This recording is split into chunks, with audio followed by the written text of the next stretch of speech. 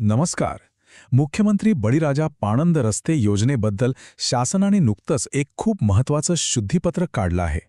तर आजच्या या सविस्तर माहितीमध्ये आपण या योजनेत नेमके काय बदल झाले आहेत आणि कोणते नवीन नियम लागू झाले आहेत हे अगदी सोप्या भाषेत समजून घेणार आहोत. तलाठी मित्र या चॅनलवर आपणा सर्वांचं मनापासून स्वागत आहे. या चॅनलवर तलाठी आणि ग्राम महसूल अधिकारी यांना त्यांच्या ऑनलाईन आणि ऑफलाईन कामांमध्ये मदत करण्यासाठी सविस्तर मार्गदर्शन केलं जातं.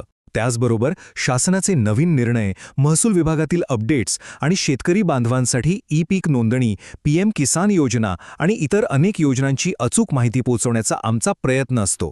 थोडक्यात काय, तर अधिकारी आणि शेतकरी या दोघांनाही मदत करणे हाच आमचा उद्देश आहे. म्हणूनच अशा नियमित अपडेट्ससाठी चॅनलला नक्की सबस्क्राईब करा आणि नोटिफिकेशन बेल सुरू ठेवा. चला तर मग आता वेळ न घालवता थेट आजच्या विषयाकडे वळूया. आज आपण पाणंद रस्ते योजनेतील अंमलबजावणी यंत्रणा, निविदा प्रक्रिया आणि कामाच्या गुणवत्तेबद्दल जे काही महत्त्वाचे बदल झाले आहेत ते एक एक करून समजून घेणार आहोत. बरं, आपल्याला माहीतच आहे की या योजनेचा मूळ उद्देश हा शेतकऱ्याला त्याच्या शेतापर्यंत जाण्यासाठी एक चांगला 12माही रस्ता उपलब्ध करून देणं हा आहे, जेणेकरून त्याला शेतीमालाची वाहतूक करणं सोपं जाईल. पण या योजनेच्या अंमलबजावणीत काही अडचणी येत होत्या. त्यामुळे आलेल्या सूचना लक्षात घेऊन शासनाने 18 फेब्रुवारी 2026 रोजी एक शुद्धीपत्र काढलं आणि त्यात काही महत्त्वाचे बदल केले आहेत. ठीक आहे, तर मग सुरुवात करूया पहिल्या बदलापासून. हा बदल आहे कामाची अंमलबजावणी करणाऱ्या यंत्रणांबद्दल आणि तांत्रिक मान्यता देण्याच्या अधिकारांबद्दल. बघूया यात काय नवीन आहे. इथे बघा, सगळ्यात मोठी गोष्ट म्हणजे आतापर्यंत जी कामं ग्रामपंचायत किंवा जिल्हा परिषद करत होती त्या यंत्रणांसोबतच आता NMMRDA, MMRDA, PMRDA आणि सिडकोसारख्या मोठ्या महानगर प्रदेश विकास प्राधिकरणांनाही ही कामं करण्याची परवानगी मिळाली आहे. याचाच अर्थ आता कामाची व्याप्ती वाढणार आहे आणि कामाला वेग येण्यासही नक्कीच मदत होईल. आणि हो, तांत्रिक मान्यतेचे अधिकारसुद्धा आता खूपच स्पष्ट आणि सोपे केले आहेत. आधी कसं सार्वजनिक बांधकाम विभागाच्या नियमावलीनुसार मान्यता घ्यावी लागायची, पण आता तसं नाहीये. आता नियम अगदी सरळ आहे. 25 लाख रुपयांपर्यंतच्या कामांना उपविभागीय अभियंता आणि त्यापेक्षा जास्त रकमेच्या कामांना कार्यकारी अभियंता हे थेट तांत्रिक मान्यता देऊ शकतील. यामुळे मान्यतेसाठी लागणारा वेळ नक्कीच वाचणार आहे. चला, आता आपण या योजनेच्या एका अत्यंत महत्त्वाच्या टप्प्याकडे आलो आहोत. तो म्हणजे निविदा प्रक्रिया आणि कंत्राटदारांना पैसे देण्याच्या पद्धतीत झालेले बदल. हे बदल खूपच सकारात्मक आहेत. पूर्वी कसं होतं की कमीत कमी 25 किलोमीटर रस्त्यांचे एक क्लस्टर बनवूनच निविदा काढावी लागायची. पण आता तसं बंधन नाही. उपलब्ध निधीनुसार लहान क्लस्टर बनवायलाही परवानगी दिली आहे. आणि यातला सगळ्यात मोठा आणि महत्त्वाचा बदल म्हणजे पात्र कंत्राटदारांची निवड आता चक्क लॉटरी पद्धतीने होणार आहे. यामुळे संपूर्ण प्रक्रियेत अधिक पारदर्शकता येईल अशी अपेक्षा आहे. पैसे देण्याची पद्धतीही आता बदलली आहे. आता ती 2 टप्प्यांत विभागली आहे. कामाच्या एकूण बिलापैकी 80% रक्कम कधी मिळेल, तर जेव्हा उपअभियंता कामाचं प्रमाणपत्र देतील आणि सोबतच त्या रस्त्यालगतच्या शेतकऱ्यांचंही समाधान झाल्याचं प्रमाणपत्र जोडलं जाईल तेव्हा. आणि उरलेली 20% रक्कम ही काम पूर्णपणे संपल्यावर कार्यकारी अभियंत्यांच्या अंतिम प्रमाणपत्रांनंतरच दिली जाईल. त्यामुळे कामाचा दर्जा टिकून राहायला मदत होईल.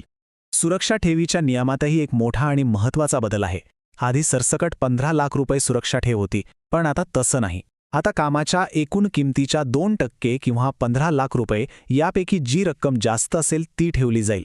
म्हणजे मोठ्या कामांसाठी कंत्राटदाराची जबाबदारीही आता मोठी असणार आहे. मला खात्री आहे की ही माहिती आपल्याला नक्कीच उपयुक्त वाटत असेल. जर अशाच प्रकारचं सविस्तर विश्लेषण आवडत असेल तर एक छोटीशी विनंती आहे, तलाठी मित्र ह्या आपल्या चॅनलला नक्की सबस्क्राईब करा. चला, आता पुढे जाऊया आणि बघूया की प्रत्यक्ष जमिनीवर म्हणजे कामाच्या ठिकाणी काय काय बदल झाले आहेत. यामध्ये जमिनीच्या दानपत्रापासून ते कामासाठी वापरल्या जाणाऱ्या साहित्यापर्यंत अनेक महत्त्वाच्या गोष्टींचा समावेश आहे. ही एक खूप चांगली सुधारणा आहे. आता पाणंद रस्त्यासाठी जे शेतकरी स्वतःहून जमीन दान करतात त्यांचं नोंदणीकृत दानपत्र थेट शासनाच्या वतीने स्वीकारण्याचे अधिकार आता संबंधित ग्राम महसूल अधिकाऱ्याला म्हणजेच तलाठी यांना देण्यात आले आहेत. यामुळे शेतकऱ्यांची खूप मोठी गैरसोय टळणार आहे आणि प्रक्रिया अधिक सोपी होणार आहे. याशिवाय परिशिष्ट 1 मध्ये सुद्धा काही नवीन आणि महत्त्वाचे मुद्दे जोडले आहेत.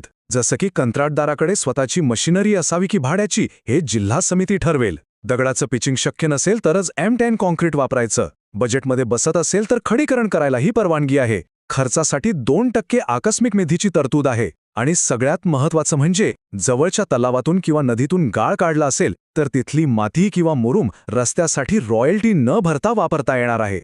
आणि हा एक अत्यंत महत्त्वाचा मुद्दा आहे. कामाच्या गुणवत्तेवर आता अधिक काटेकोरपणे लक्ष ठेवलं जाणार आहे. कारण आता संबंधित कार्यकारी अभियंत्यांना सुद्धा कामाची गुणवत्ता तपासणं बंधनकारक करण्यात आलं आहे.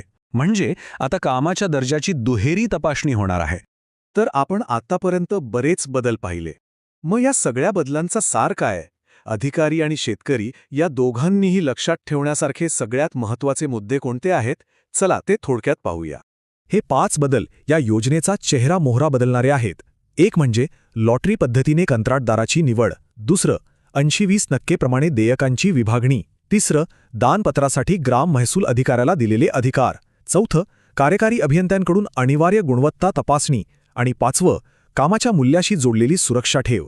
या सगळ्या बदलांवरून एक गोष्ट स्पष्ट होते की शासनाचा भर हा पारदर्शकता आणि कामाचा दर्जा सुधारण्यावर आहे. आता शेवटी एक प्रश्न मनात येतोच की हे जे काही नवीन बदल केले आहेत त्यामुळे पाणंद रस्त्यांची कामं खरंच अधिक वेगानं आणि जास्त पारदर्शकपणे होतील का? यावर आपलं मत काय आहे हे आम्हाला नक्की कळवा. अशाच प्रकारच्या महत्त्वाच्या माहितीसाठी आणि शासनाच्या नवनवीन निर्णयांच्या अपडेट्ससाठी तलाठी मित्र या आपल्या हक्काच्या चॅनलला सबस्क्राईब करायला विसरू नका. आपला अमूल्य वेळ दिल्याबद्दल खूप खूप धन्यवाद.